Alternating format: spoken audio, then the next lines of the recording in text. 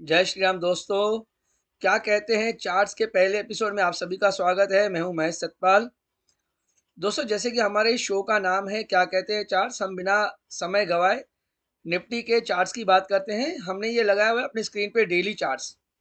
सबसे पहले मैं आपको बता दूं कि डेली चार्ट्स पे एक पैटर्न बना हुआ है। ये पैटर्न लगभग लगभग 25 नवंबर से 22 नवंबर से बन रहा है। इस पैटर्न को कहते हैं, ये देखिए आप नोट कीजिए, जैसे मैं आपको बता रहा हूँ, इस पैटर्न को कहते हैं रिवर्स कप एंड हैंडल। ये जो पैटर्न है ये एक डाउनवर्ड पैटर्न है, ये एक बेरिश पैटर्न है। एक बार जब ये पैटर्न क्रिएट हो जाता है तो उसके बाद में लगभग लगभग ये क्लियर हो ही चुका रहता है कि मार्केट में यहाँ से और गिरावट आनी है। देखिए, एक काफी समय से मार्केट एक छोटे से रेंज में ट्रेड कर रहा था। आप ये देखिए, एक 24,200-300 की रेंज थी ऊपर में, नीचे में 23,260 का 21 नवंबर का इसने सपोर्ट लिया हुआ था। वो काफी समय से इसने तोड़ा नहीं था। फ्राइडे के दिन पे इसने लगभग लगभग उसके काफी करीब आ चुका था। आज फ्राइडे के दिन पे ही फिर यूएस मार्केट डाउन थी, आज हमारी मार्केट गैप डाउन ओपन हुई। ऑन दैट बेसिस ओनली इसने वो जो इंपॉर्टेंट लेवल थी 23,263 की तोड़ दी और एक नीचे का रास्ता अब मार्केट में खुल चुका है। क्योंकि जैसे मैंने आपको बताया, हम टेक्निकल्स की बात करें तो इसके बाद जो इसका निफ्टी का सपोर्ट आएगा वो होगा ये वाला, ये है 22,789। दोस्तों, 22,789 के आसपास इसकी नेक्स्ट सपोर्ट है। आप ये कह सकते हैं कि 22,700, एक अगर थोड़ी सी मैं रेंज आपको दे दूं, 22,700 से लेकर 22,800 की आप रेंज पकड़ के चलिए। ये जो लो बनाया था ये था इसके पहले 7 जून यानी आप समझ लीजिए इलेक्शंस के आसपास का ये लो है। उसके बाद फिर वापस उसने मुड़ के नहीं देखा, तो 7 जून का लो एक बार फिर से टेस्ट कर सकता है, जो कि 22,700 से 22,800 की इसकी रेंज होगी। ये मैंने आपको चार्ट्स पे दे दिया है एक ब्रीफ आइडिया। जो तेजी होगी, अगर समझो मार्केट में यहाँ से तेजी आती है तो जो तेजी होगी वो होगी या तो क्लोजिंग बेसिस पे 23,263 की क्लोजिंग हो। रिपीट कर रहा हूँ, 23,263 की क्लोजिंग होनी चाहिए।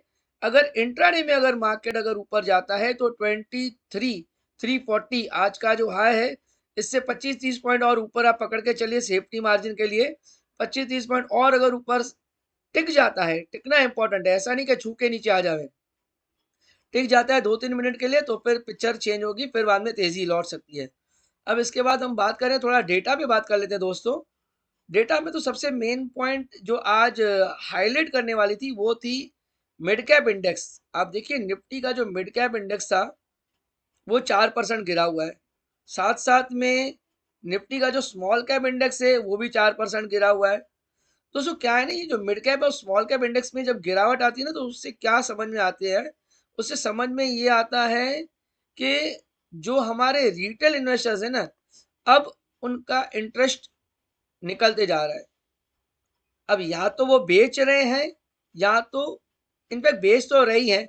अब वो खुद से बेच रहे हैं या उनको एक पैनिक हो रहा है, बेचना नहीं भी चाह रहे हो तो क्योंकि एक पैनिक हो रहा है इसकी वजह से शायद वो बेच रहे हैं, तो अलग बात है।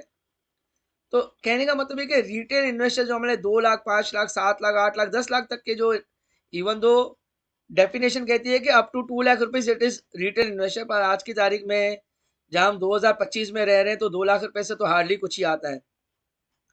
तो 2, 3, 5, 7 लाख वाले जो छोटे छोटे इन्वेस्टर्स हैं उन्होंने अपना माल खाली किया है, इसीलिए ये क्लियर करेक्शन है mid caps and small caps में। अब आपको ना हम एफआईआई और डीआईआई के डेटा के बारे में बात कर लेते हैं, वहां से एक हमको एक आइडिया आ जाएगी कि एफआईआई और डीआईआई क्या कर रहे हैं। तो यहाँ पे मनी कंट्रोल पे आसानी से मिल जाता है एफआईआई एंड डीआईआई एक्टिविटी। देखिए, अगर 1 जनवरी से बात करूं तो 1 जनवरी से लेके अभी तक यानी 13 जनवरी तक जो भी नंबर ऑफ ट्रेडिंग सेशंस हुए उसमें एफआईआई ने 26,250 करोड़ की सेलिंग की है। आज के दिन पे ही उन्होंने 4,890 करोड़ या 4,900 करोड़ की सेलिंग की है।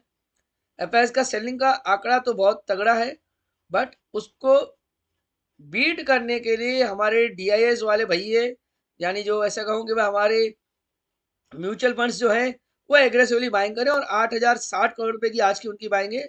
ओवरऑल 32,000 करोड़ रुपए की बाइंग हो चुकी है इसी पिछले 13 दिनों में। यानी जो कंपनी जो गिरावट हमको एफआईएस की दिख रही है, सामने कॉम्पनसेट कर रहे हैं डीआईएस। एक बार एफ एंड ओ का भी डेटा देख लेते हैं। F&O में इंडेक्स फ्यूचर्स में आज उनकी बिकवाली है 1419 करोड़ रुपए की। तो ये 1419 करोड़ की बिकवाली और कैश सेगमेंट में 4900 करोड़ यानी लगभग हो गए 6300 करोड़ की सेलिंग हो गई। पर सामने सामने स्टॉक फ्यूचर्स में इनकी बाइंग है और ये बाइंग है 2200 करोड़ रुपए की। अगर 6300 करोड़ में 2200 करोड़ माइनस कर दे तो लगभग 4100 करोड़ रुपए की फिर भी नेट सेलिंग है। तो एफआईआई का ये जो 4100 करोड़ का जो आंकड़ा है ना दोस्तों, उतना भी बड़ा नहीं है, उतना पैनिक करने जैसा नहीं है। ये जो पैनिक आया है मार्केट में, उसका जो मेजर रीजन है वो यही है कि रिटेल इन्वेस्टर्स ने अपना हाथ खींचा है, उन्होंने सेलिंग की है और दूसरा एग्रेसिवली बाइंग नहीं करे। अब नॉर्मली ऐसा ही होता है दोस्तों, हम लोग जब मार्केट में पैसा डालते हैं यही सोचते हैं कि 2 4 5 6 महीने में कुछ अच्छा खासा पैसा बन जाएगा तो निकल जाएगा, बट देन बनना दूर की बात है, यहाँ पे तो 10% मार्केट ऑलरेडी करेक्ट हो चुका है और यहाँ से और करेक्शन की उम्मीद भी है। तो क्या होता है, रिटेल नहीं अपना हाथ खींचा हुआ है और कुछ भी नहीं, उसी की वजह से ही आज मार्केट में थोड़ी आपको अच्छी खासी करेक्शन दिखी। यहाँ पे दोस्तों हम अपना शो वाइंड अप करते हैं। डिस्क्लोजर में आपको लास्ट में दे दूं, investments in securities market are subject to market risk, read all the related documents carefully before investing. Investors are responsible for their investment decisions and are responsible to validate all the information used to make the investment decision. धन्यवाद दोस्तों, हम अपना show पहला episode यहीं पे wind up करते हैं। जय श्री